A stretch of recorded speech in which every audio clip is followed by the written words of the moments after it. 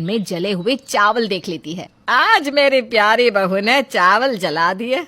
कभी तो खाना बर्बाद करती है, कभी खाना जला देती है।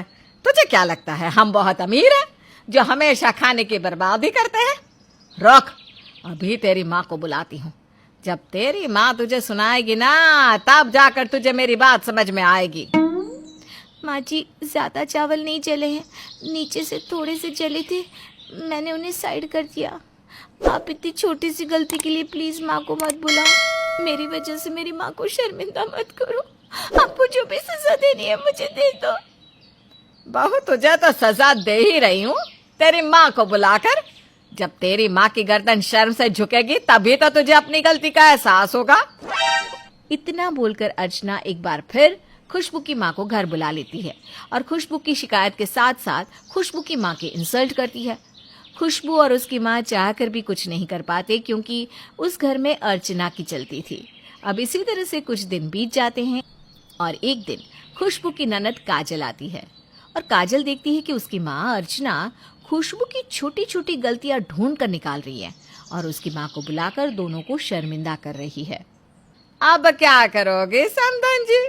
मेरी बेटी बेचारी 2 ही दिन के लिए मायके आई है और आपकी बेटी के अंदर इतना जलन पैदा हो गया कि उसने मेरी बेटी के कपड़े जला दिए।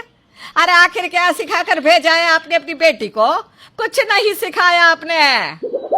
माँ, मैं सच कह रही हूँ, मैंने जानबूझकर कपड़े नहीं जलाए। मैं नहीं जानती कैसे दीदी के कपड़े जल गए।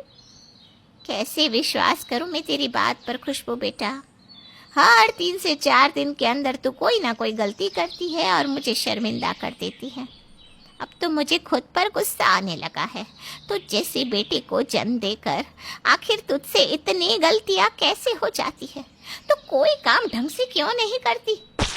इस बार खुशबू की माँ खुशबू को बहुत सुनाती है। ये देखकर अर्चना के दिल को शांति मिलती है। अपनी माँ के चेहरे की मुस्कान देखकर काजल को अपनी भाभी के लिए बहुत बुरा लगता है और वो बिना कुछ कहे अपने ससुराल चली जाती है। काजल के ससुराल जाते ही अगले दिन अर्चना के पास काजल की सास सुमन का फोन आता है। अर्चना समधन जी, मैंने कभी आपकी बेटी की शिकायत नहीं की, पर आज मुझे करनी पड़ रही है। आखिर मैं आपकी बेटी की गलतियों को कब तक नजरअंदाज करूं? आप यहाँ आ जाओ और अपनी बेटी की करतूत देखो। अरे समधन जी, मेरी बेटी तो सर्वगुण संपन्न है। मैंने उसे घर के सारे काम सिखाए हैं। फिर मेरी बेटी ने ऐसी कौन सी गलती कर दी? हर माँ को यही लगता है कि उन्होंने अपनी बेटी को सब सिखाया है, पर अफसोस सास बहू की गलती निकाल ही लेती है। अब आप जल्दी से यहाँ आ जाओ और खुद ही देख लो। सुमन के बुलाने पर अर्चना काजल के ससुराल जाती है और जैसे ही वो पहुंचती है, काजल की सास जला हुआ खाना, जले हुए कपड़े और घर की कुछ टूटी चीजें लाकर अर्चना के सामने रख देती है और काजल की शिकायत करने लगती है। ये सब देख रही हैं आप? ये सारा नुकसान आपकी बेटी ने किया है। बहुत सी ऐसी चीजें हैं जिसका तो प्रूफ भी नहीं है मेरे पास। मैं समझी नहीं समधन जी। समधन जी, आप अमीर होंगी पर हम नहीं हैं। आपकी बेटी ने ये जो नुकसान किया है ना, उसकी माफ़ी नहीं है। ये सब इंडिया से बाहर की चीज़ थी जो मेरा बेटा विदेश से लेकर आया था और आपकी बेटी ने उन्हें भी तोड़कर ख़त्म कर दिया। और अब तो आपकी बेटी ने हद ही कर दी। मैंने उसे अपने थोड़े बाल काटने के लिए कहे थे, उसने तो मुझे हीरोइन ही बना डाला। अरे माफ़ करना समधन जी, अपनी बेटी की तरफ से मैं माफ़ी मांगती हूँ। अरे काजल बेटा, तेरा ध्यान कहाँ रहता है? तू ऐसे गलतियाँ कैसे कर सकती है?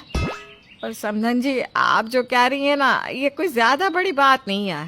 कभी कभी ना खाना जल जाता है और मेरी बेटी ने यह नुकसान जानबूझकर नहीं किया।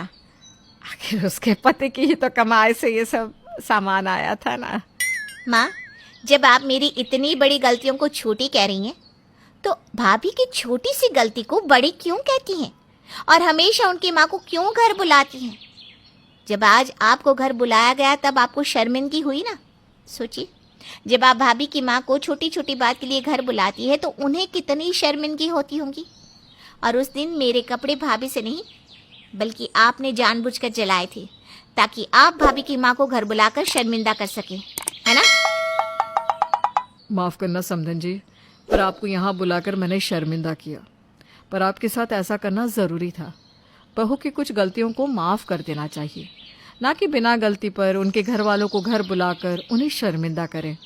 काजल और उसकी सास की बात सुनकर अर्चना को अपनी की हुई हरकत पर अफसोस होता है, जिसके बाद वो इस तरह की हरकतें करना बंद कर देती है।